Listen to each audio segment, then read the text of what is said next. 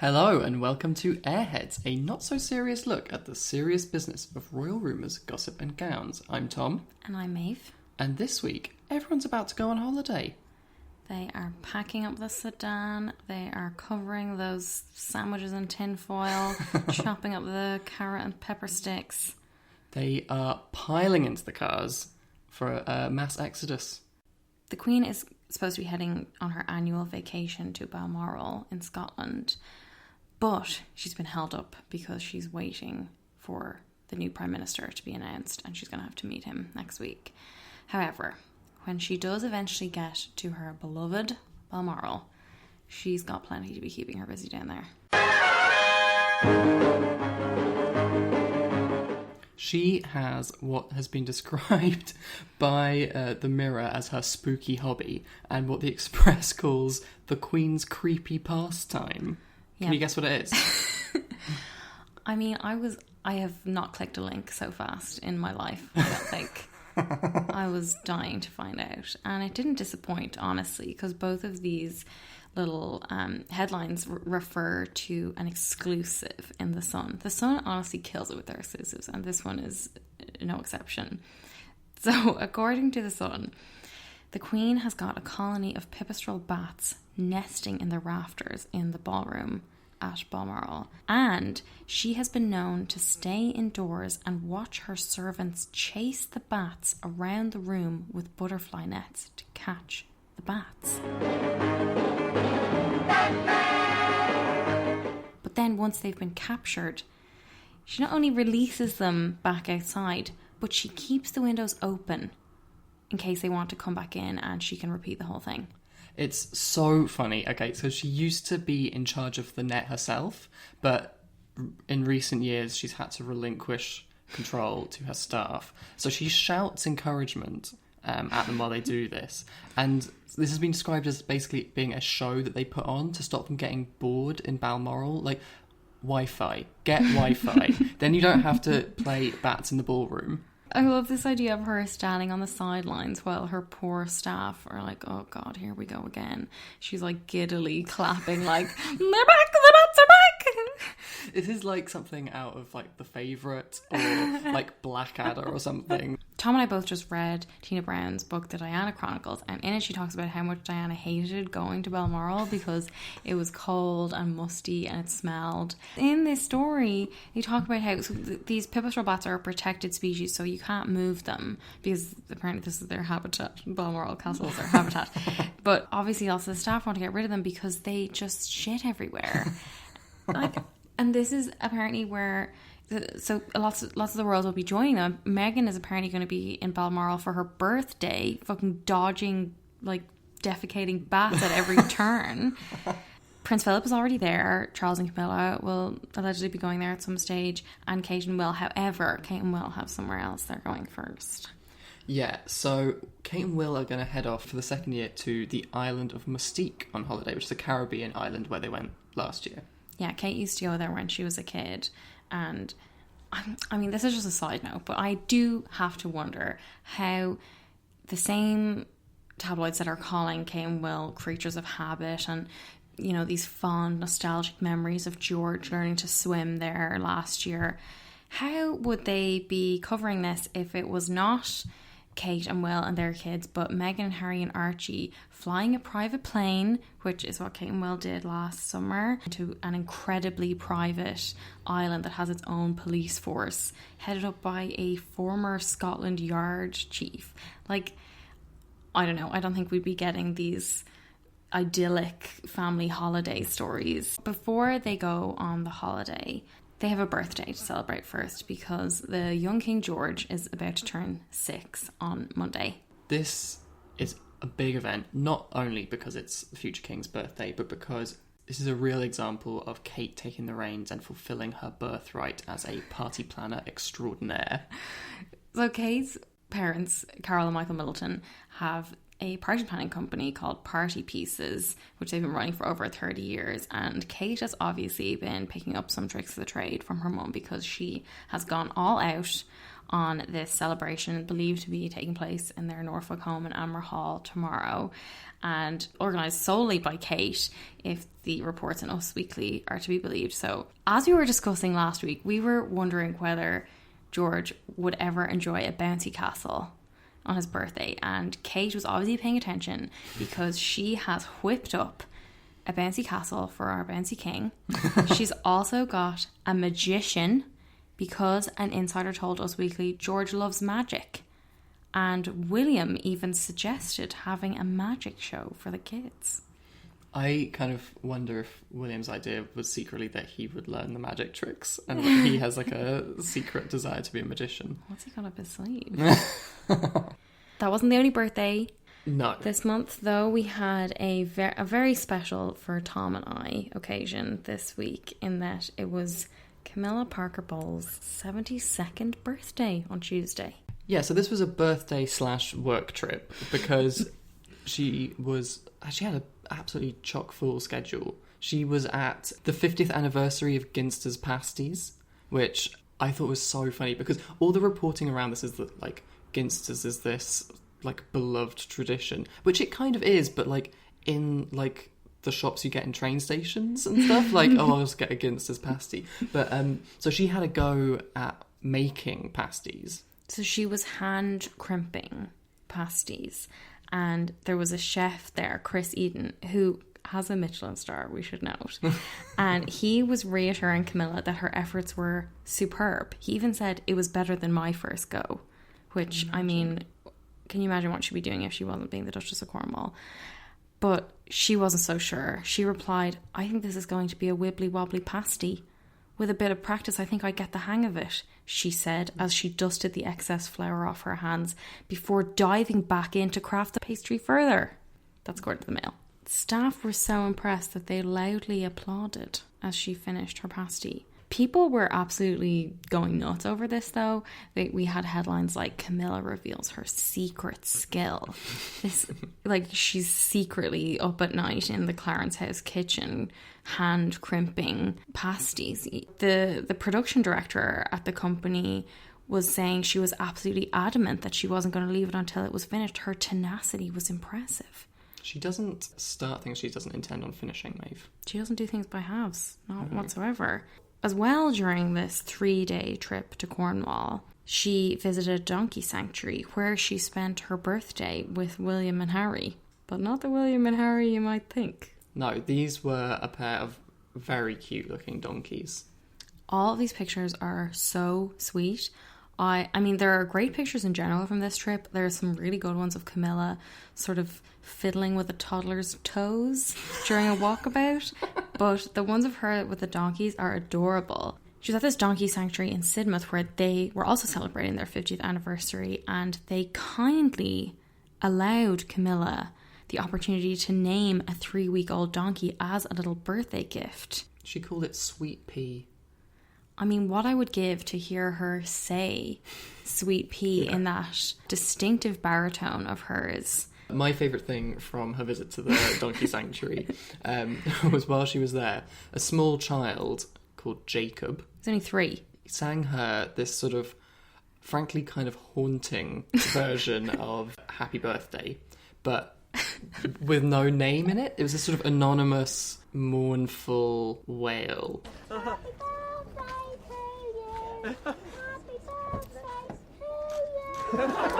I mean, happy birthday to the Duchess of Cornwall doesn't really roll off the tongue while singing, does it? So much easier to just say happy birthday to you 4 times in a row. And call it a song. And she was delighted. She was really thrilled. Thank you, Jacob, she said, in that distinctive baritone. But, you know, as well as receiving the donkey naming gift, the serenade from the boy, she also received a cake. So after she went to the donkey sanctuary, she met up with Prince Charles at a picnic in Exmoor National Park. And this included a cake which had been specially commissioned to reflect the landscapes of the UK's national parks. And this was honestly such a fugly cake. Like, it was an absolute Great British Bake Off showstopper in its design, but it was like a mossy green sort of lump of cake with various figures shoved into it. Like, it was so unappetizing, especially because last year they also were on a trip to Cornwall for her birthday, and she got a very nice looking carrot cake that had "Happy Birthday, Mom" written on it. You know, what was wrong with that? Why did we have to get this? But the presents didn't stop there. Hello reported that Prince Charles gave the sweetest birthday gift to wife Camilla. What do you think it was?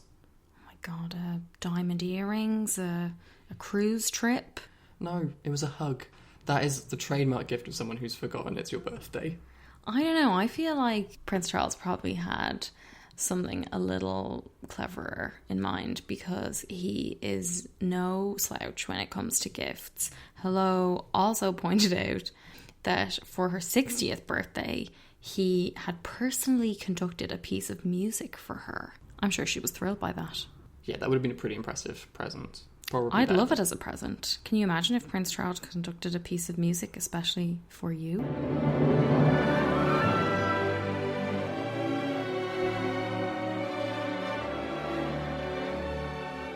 Last week, we gave a pretty spontaneous and immediate response to the spectacle that was Meghan and Harry at the Lion King premiere, meeting Beyonce, meeting Jay-Z. So we thought we'd just do a little follow-up on some of our favourite stories about this whole event. Billy Eichner, who plays Timon in this new version of The Lion King, has been doing a lot of interviews, and everyone he's basically been asked about meeting Meghan. And I think part of it is because there was this very funny viral video of him getting ready in that sort of receiving line to meet Meghan and Harry, and he's talking to Seth Rogen and is very nervously preparing what he's going to say. So he was talking to Jimmy Kimmel, and he said, "We were all kind of nervous. Even Beyonce. Even Beyonce was nervous. Can you believe that? When have we ever seen Beyonce waiting in line to do anything at all, let alone meet somebody?" A former Suits actress. Billy Eichner revealed in a tweet after the meeting that they were both super down to earth and lovely. And Meghan and I talked about our Northwestern University acting teachers. Shout out to Mary Poole and David Downs. I mean, shout out to Mary Poole and David Downs. Imagine if you were just sitting at home, like preparing for your lessons next week, and you heard your former student Meghan Markle was talking about you on a red carpet. So what's strange is that Meghan and I went to the same college here. We both went to Northwestern. We were both theater majors, and we were there at the same time. I didn't know her when we were there. Oh, wow. So we ended up having this very casual conversation about our acting teachers at Northwestern. Yeah. Yeah, and she was really cool. So another great celebrity meeting on the red carpet was Harry and Meghan meeting Pharrell. There was a good bit where Pharrell was wearing a tux with shorts, and Harry said he liked his outfit, and Pharrell gave like a little curtsy. Very charming. Pharrell was saying, "So happy for your union. Don't ever take that for granted, what it means in today's climate. I just wanted to tell you it's so significant for so many of us. Seriously, it's significant. I cheer you guys on." Which is lovely. Meghan then reached out to touch him on the arm and said, "Oh, thank you. They don't make it easy." People just really piled on with this. Critics and the tabloids were all jumping on, moaning Meghan's making a dig at the royal family and all of this stuff. Yeah, there's never been so much scrutiny of the word they. Like, who does she mean? Who do you think she meant? I mean, I honestly think she meant probably a combination of the press and commenters. Commenting on articles, commenting on Instagram. They don't make it easy. Everything that she does gets so much scrutiny. I don't think she meant the royal family, honestly. Me neither. And I think it's patently obvious that it's not easy for her, that she has suffered terrible abuse since becoming a royal. But was it unwise of her to ignore the Queen Mum's mantra to never complain, never explain? Was she inviting more criticism by even alluding to it? I mean, maybe it's not the best place to say this kind of thing, but I think that any sane person hearing her say that will understand why she's saying it. I think it's worth it, however much criticism it attracted for her, that it still gave her that opportunity to, in some way, acknowledge what's going on and speak up for herself a little bit. I think the kind of people who are criticising her a lot are relying on the fact that she's not allowed to say anything back, to just kind of let loose. And hopefully this kind of shot back could put some people in their place. You know, I don't think Meghan is reading the newspapers because she's been too busy taking up a new sport. This is major. So Meghan was at home with baby Archie in Frogmore Cottage, just looking out the window, admiring the beautiful surrounds in Windsor, and she came across a group of people playing lawn bowling. And she thought, I want to take a shot at that. So there's a story in the Sunday Express today that Meghan was so taken with this sport that she made a surprise visit to the Royal Household Bowling Club, which is right next to Frogmore Cottage, and went to speak to two of the players, two women who were playing. And a source told the Express, Meghan remarked to the two players how elegant the game looked. It definitely is. I feel like there's a very considered movement in throwing the ball, because you're not trying to throw it hard, you're trying to throw it accurately. But she's not the only royal who has tried her hand at lawn bowling. Princess Diana has been pictured bowling several times, once when she was on tour in Indonesia, and another couple of times because she opened 2 indoor bowls centres in the UK. The royal family has form. I know, and the bowls community of England are really excited about this. The Express had a quote from former world champion Tony Alcock, who said, having someone of Meghan's profile being interested would be a marvellous way to encourage those of younger generations to try bowls. They would find it tremendously rewarding. I mean, I don't know about you, Tom, but I think I want to try lawn bowls. I'm just looking forward to a year or two down the line when the big royal sporting event of the year is not the polo. It's going to be Harry on the sidelines with the kids, watching Meghan as she lines up her next throw in the finals. I can't wait. I think one of the things people have been wondering regarding all of the ongoing criticism of Meghan is, could it possibly be a royal smokescreen? The royal family is no stranger to scandal, and in the last couple of weeks we've seen one resurface, which is the controversy surrounding Prince Andrew and his friendship with Jeffrey Epstein, the New York financier and convicted sex offender. Jeffrey Epstein was arrested a couple of weeks ago on charges of sex trafficking girls as young as 14. So one of the things about Epstein is that he has this little black book. The likes of Bill Clinton and Donald Trump's numbers are in there, and as well as that, Epstein had 16 contact numbers for Prince Andrew and 18 for Sarah Ferguson. Well, we should note that, before we get into any of this, that Buckingham Palace has denied all of this, that they said in a statement to the Express. It's emphatically denied that the Duke of York had any form of sexual contact or relationship with Virginia Roberts. Any claim to the contrary is false and without foundation. So who is Virginia Roberts? She is an American woman. She's now 35 years old. She's a mother of 3. And she claims that she was recruited as a sex slave by Epstein. She says that this was through a woman called Ghislaine Maxwell, who worked as personal aide to Epstein and was a friend of Prince Andrew. In 2015, Virginia Roberts described 3 alleged encounters that she had with Prince Andrew. So she says that these all took place in 2001 in London, in New York, and in the Caribbean. At the time, Virginia was 17 and she was flown to London by Ghislaine and Epstein to meet Prince Andrew, who was 41, and they met in Ghislaine's townhouse. Virginia spoke to the Mail. She said Ghislaine started playing a guessing game where she asked Andrew how old he thought I was, and he guessed 17, and they all laughed about it. That evening, Virginia says that they went to a nightclub called Tramp, and they were led into a VIP area. Andrew got her a drink and asked her to dance, and she says, he was the most hideous dancer I had ever seen. He was grabbing my hips and he was pouring with perspiration and he had this cheesy smile. I mean, what an evocative quote. Yeah, I think that's one of the most nauseating quotes I've heard. Ugh. Virginia claims her first sexual encounter with Andrew took place that night in Ghislaine's flat, and there's actually a photograph from that night where Andrew has his arm around Virginia's waist.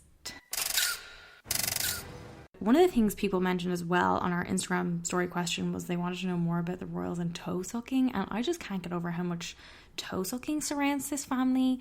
Like, in Virginia's account of this alleged encounter, she says that she took a bath with Prince Andrew and he started licking my toes, between my toes, the arches of my feet, and that they then went to the bedroom and they had sex. She says that he wasn't rude, but it wasn't like love either. It was more like, I'm getting my business done. One of the most shocking parts of this was that she claimed she was paid £10,000 by Epstein as a reward for sleeping with Andrew, although there's no suggestion that Andrew knew Epstein had paid her. The other two encounters that she describes were, so in Manhattan, at Epstein's home. The description of this is almost gothic. Ghislaine had just given Andrew a big blow-up toy of his own spitting image puppet, which was a TV show that was like satirical. So he had this puppet of himself, and then he's grinning, and she claims that she sat on his knee. So I just have this image of him as like a demented ventriloquist. But so she claims that after this happened, she went upstairs with him for an erotic massage, and they allegedly had sex on the massage table. And this was at Easter. The third encounter that she claims occurred in 2001, her final meeting with Prince Andrew, was allegedly on Epstein's private Caribbean island, which she claims she flew to with Epstein and Ghislaine and 7 Russian girls. And they all assembled in this cabana where Andrew and Epstein were sitting in chairs. And then Epstein told them they were going to do a big photo shoot. She told the Mirror, Jeffrey directed us with hand gestures to start undressing, and then we were to start kissing and touching each other, and that Jeffrey and the prince were laughing. Then they stripped and I performed a sex act on Andrew, and then the next day Andrew was gone. So these court documents arose from a case where Virginia sued Ghislaine for defamation because Ghislaine gave an interview calling her a liar, but the case was settled and most of the documents remained under seal following Ghislaine's legal representations. Sunday Times had a story last week that 2,000 files from this case are due to be unsealed following a ruling by the US Court of Appeal. So in the next few weeks, we're likely to be hearing more about this. And I'd imagine that a lot of this is going to be redacted. But, you know, either way, it really doesn't look good for Andrew. And again, like, he has strongly denied the claims. A Buckingham Palace spokesman said it's categorically denied that the Duke of York received massages from unclothed women at any party given by Mr. Epstein. But I mean, what a statement to have to make. It's crazy to have to say that. I think regardless of these allegations, Andrew's friendship with Epstein has long been a problem for the royals, and it's a long friendship. Epstein attended the Queen's birthday party in 2000. He has visited Sandringham, Balmoral, Windsor Castle. You know, there were pictures as well of Andrew on holiday with Ghislaine and Epstein in Thailand, and he's pictured surrounded by topless women. There's also pictures of him at a sadomasochistic themed party in Manhattan on Halloween. Apparently, according to the Mail, sweatily cavorting. So again, we have this image of him pouring with perspiration, dancing very badly. One of the reasons that this is like so kind of categorically weird, this friendship, is that Epstein is a convicted sex offender. So in 2008, prosecutors made what's known as a sweetheart deal with Epstein on kind of similar accusations, but a different case in Miami. So this deal allowed him to avoid federal prosecution, and so he spent a year in a jail in Palm Beach, but he was able to leave 6 days a week to go to work, which is absolutely crazy. But he was still friends with Andrew after this. So when he got out of jail a year later, he hosted a party for Andrew just a few months after he came out of jail, but it was also 2 months before Kate and Will's wedding. So that was kind of the big draw for a lot of people. There was an interesting story in the Daily Beast. So a guest who had been at this party in 2010 was talking about how Epstein was showing off by calling him Andy. Hey, Andy, did you see this? He wanted to show how comfortable he was in his presence and make clear that while he was a guest of honour, he was a regular, routine and repeat guest. So they were also photographed together walking through Central Park in 2010, which led to Andrew later being dropped as UK trade ambassador. It's a real mess. A spokesman for Buckingham Palace told the Daily Mail that Andrew has not visited any home of Mr. Epstein or met with him since December 2010 when the photograph in Central Park was taken. It is still this cloud hanging over him though, and there is also the fact that Fergie is involved too, that in 2010 she accepted a loan of £15,000 from Epstein to help pay off her debts. She did give what I would think a very sincere sounding apology. She told the Evening Standard, "I personally, on behalf of myself, deeply regret that Jeffrey Epstein became involved in any way with me. I abhor paedophilia and any sexual abuse of children and know that this was a gigantic error of judgment on my behalf. I'm just so contrite I cannot say. Whenever I can, I will repay the money and will have nothing ever to do with Jeffrey Epstein ever again." I think that a lot of people could take real notes from how to apologise from this. I really felt like this was very sincere. It has been alleged before that Andrew is the Queen's favourite son. Some theorists are saying that all the kind of negative attention heaped on Meghan, all these kind of things, been allowed to run as a distraction from the resurfacing of this controversy. They certainly are taking the focus off Andrew, and Andrew has been out and about. You know, you'd think he might have gone into hiding at this time, but he's still out doing a lot of engagements. And you know, a lot of the comments on his Instagram page and on the royal family's Instagram post featuring Prince Andrew are asking about Epstein and what's going on there. And I think people are very interested in this. These documents are kind of due to be unsealed just as the royals go on holiday. So Andrew is likely to be kind of out of the spotlight for this. It'll definitely be interesting to see how this Andrew Epstein stuff unfolds. In terms of royal rumours that abound, we did mention last week that we were going to talk about the Rose Hanbury, Marchioness of Cholmondeley rumours, but as you can see, there's so much in this Andrew Epstein stuff that we figured we would save that for next week's episode. But after all that, I think we need a little breather. Let's talk about Fit for a King, Fit for a Queen. This week, we're going to travel in time. We're cheating a little bit.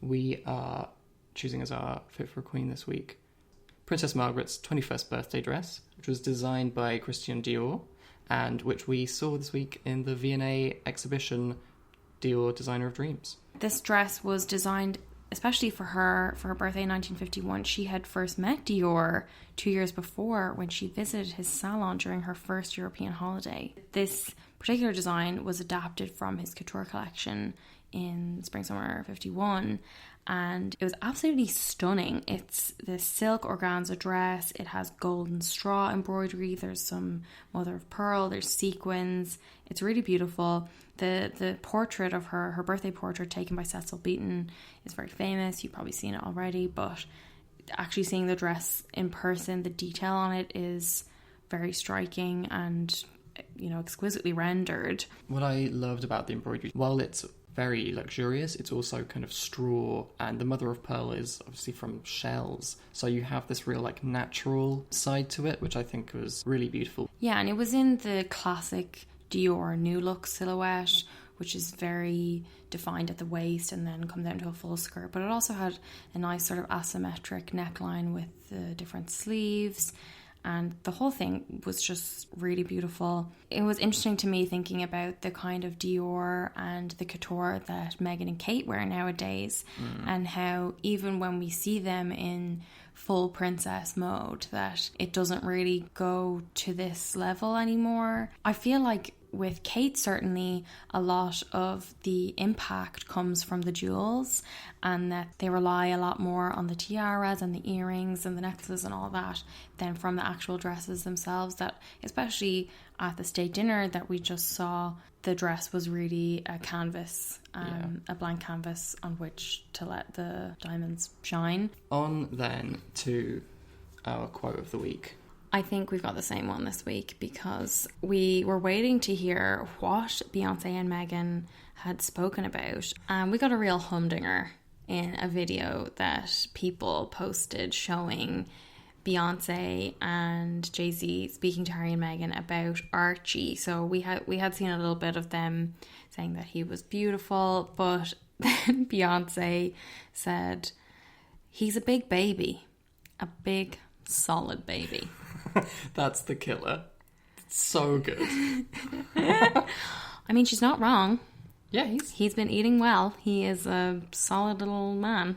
And our first in line this week, I think it has to be Camilla, because to work on your birthday deserves some respect. I know, and she was a real trooper, you know. She had a big smile on her face cutting that ugly cake. She had to do this 3-day trip, and during the trip, most of the pictures I saw, she was either eating ice cream, eating cake, or drinking wine. So she did a trip on her own terms and really made it work for her. I particularly liked that on Instagram they shared a picture of her, their happy birthday post for her, where she's wearing this blue tunic that has like an oil stain or something on it.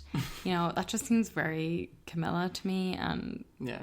very charming. Yeah, dusting off her flowery hands on her jacket or whatever. So next week, we've got future King Prince George, 6th birthday. I know, I can't wait to hear more details about the bouncy castle and the magician. As well as that, I'm sure we can expect some new pictures.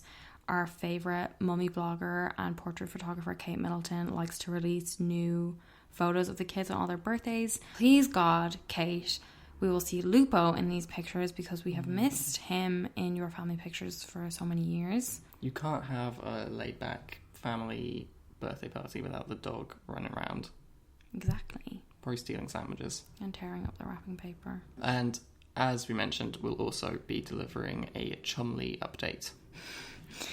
So we hope you'll come back and join us next week. Thank you so much for listening. Please, if you liked it, rate and review us wherever you get your podcasts.